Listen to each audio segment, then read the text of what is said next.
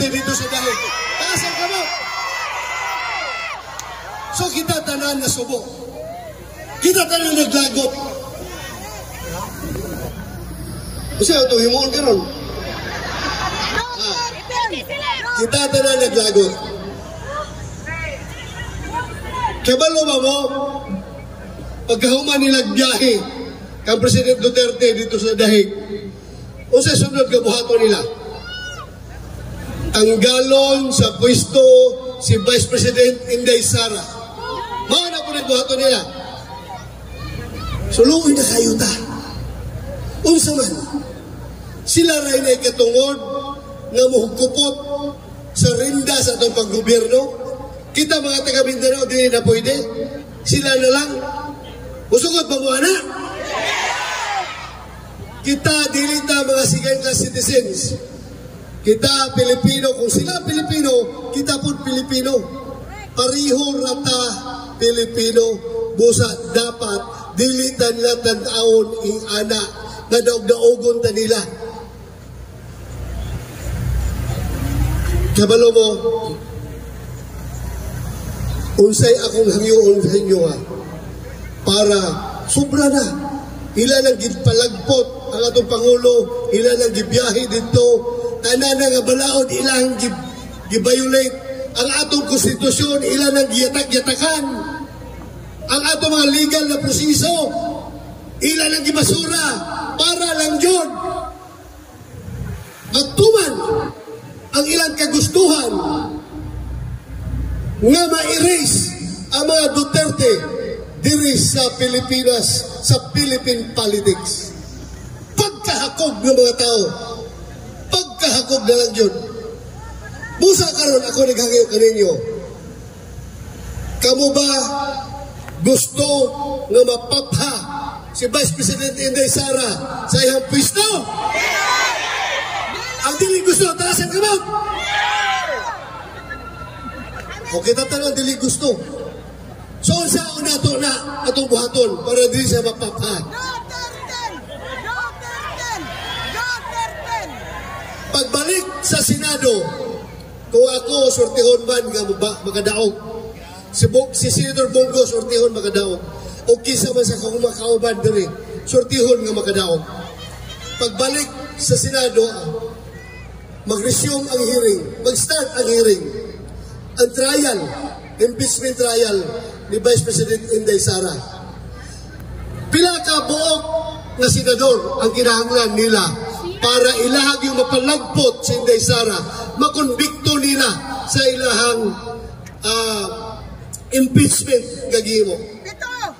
Ingo sa itong konstitusyon, it takes 2/3 vote of the Senate to convict the accused, the impeached officer. So what is 2/3 vote of the 24 sitting senators? It is 16. Diba? 16. So kita, magdipinsa kay Inday Sara, pilay kinahanglan para dilis na magkakuha 16. We need 9. Kung dunay siyam ka senador nga dili mo buto para makonbikto si Vice President Inday Sara, kutob nila sila sa 15. Bisag mo sa isaon nila pangumbinsi, 15 na gila makuha, di sila magkakuha 16. So, safe si Inday Sara. Busa kinahanglan kinagsiyam ka senador nga dili mo buto sa iyang conviction. Usaon na ito pagkuha sa alang nga numero sa siyam ka senador. Vote straight, PDP laban. Wala yung solusyon. Di na tayo magpatik-atik diri. Di na tayo magpa-cute-cute diri. Pagkaan na. Gisalbahin naman ta nila. Dapat unipinsa na kita maayo. Kinahanglan tagsiyam. Pila mi kamo karo kadagan? Napulo. Lokal. May gabi inutanan ha. May gabi. Napay atong Marine EBP party list. Si Astra. Bisaya gihapon atong tabangan na yung party list. Kinahanglan tayo mga kaalyado dito sa Lower House. Balik ko sa itong istorya. Siyang anapulo may karon nga gadagan, itawag og Duterte.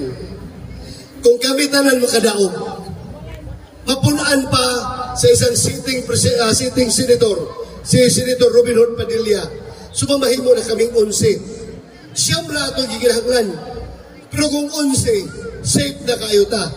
Musa ako yun, kinasing-kasing, nga nagahangyo ka ninyo. Nga unta, dili ninyo kalimtan, sa mga pangalan. Unang-una, number 10, Attorney J.B. Bundok, maayo kayo ng bata.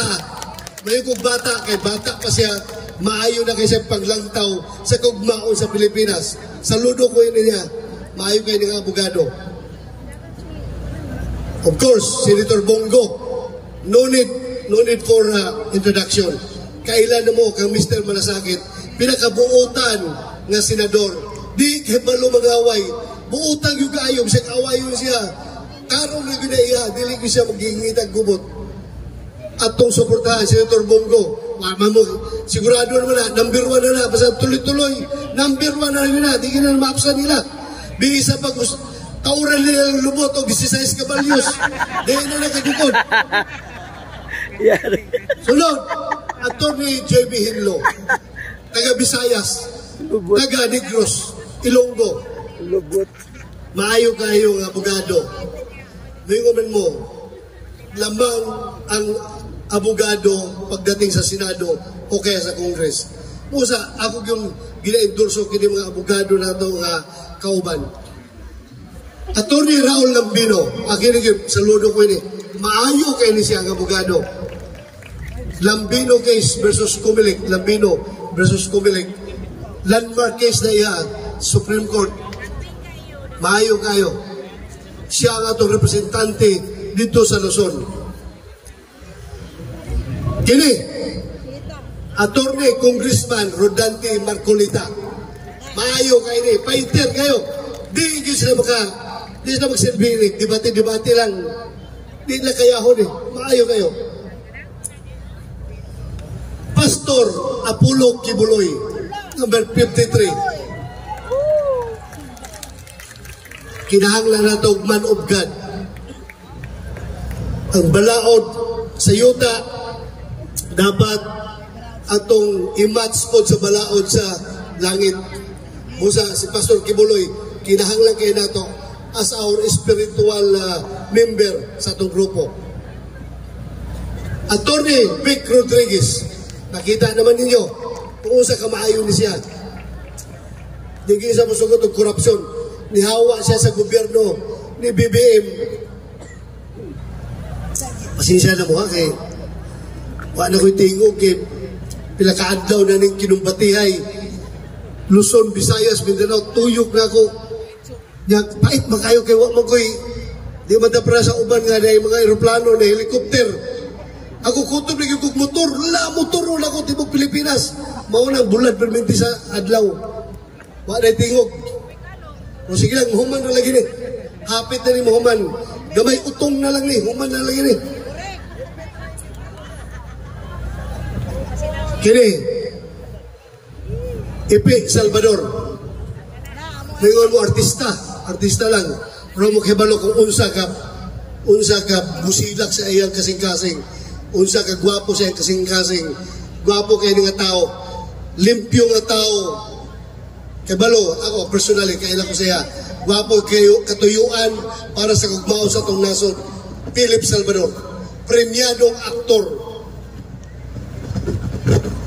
Doc Marites Mata. Lalaki niya. Dili